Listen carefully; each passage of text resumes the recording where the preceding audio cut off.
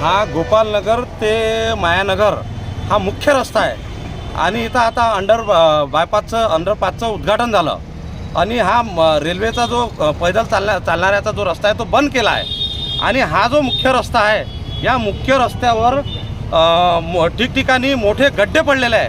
वयोवृद्ध असो का दिव्यांग बांधव असो ज्यांना जाताना गाडी चालवताना मोठे मोठे झटके लागत आहे आणि त्यांच्या हाडाचा जो प्रॉब्लेम हा त्यांना दिसत आहे। त्यामुळे त्यांचे अनेकांचे समस्या फोन मी या प्रभागामधून सुदगिनी प्रभागातून माझी तयारी चालू आहे। मी निवडणूक लढवत आहे। मला वारंवार इकडे माझ्या भेटीगाठी चालू आहे। मला इकडच्या लोकांच्या वारंवार समस्या येत आहे की इकडे मोठे मोठे गड्डे आहे आणि त्या गड्ड्यामध्ये ॲक्सिडेंट होऊन राहिले म्हणून तुम्ही लवकर काहीतरी करा। मनपा अधिकाऱ्याशी संबंध साधला।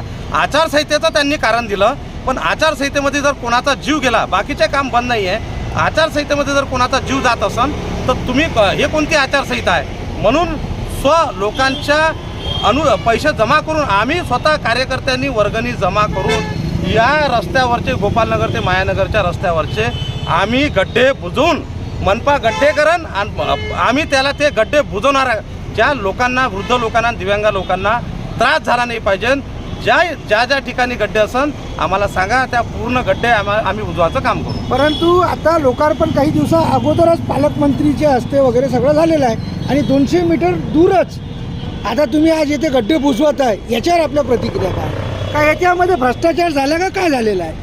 हा अंडर बायपास जो आहे हा एकदम म्हणजे त्यांनी नियमाच्या अटी नियम शर्ती याच्यात काहीच नाही आहे। आताही जर तुम्ही त्याच्या आतमध्ये गेले तर पाण्याचे जे झरे आहे ते लागलेले आहे।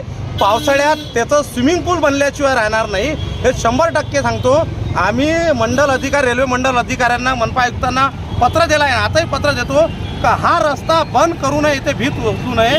इथं जर भूत उचलली तर पावसाळ्यात जर याच्यात स्विमिंग पूल जर तयार झालं तर या लोकांचे इतके हाल होणार आहे प्रचंड हाल होणार आहे याचा जिम्मेदार कोण म्हणून म्हणतो का आमचं याच्याही नंतर आम्ही आंदोलन करू। पण हा जो रस्ता आहे पैदल चालणाऱ्यासाठी असं लंब याच्यातून जाता येत नाही आणि याच्यात पावसाळ्यामध्ये तर याच्यात कोणीच जाऊ शकणार नाही कारण की तो पूर्ण स्विमिंग पूल बनन त्याच्यात फक्त तिरणाराच ह्या साईडनं जाईन आणि त्या साईडनं निघन वाहनं जाणार नाही। म्हणून त्याही प्रती आम्ही मोठं आंदोलन करू आणि या परिसरातील जे लोक या परिसरात राहतात त्या लोकांना त्रासामुक्त करण्याचं हे पुढचं अभियान हे आमचं चालू राहील।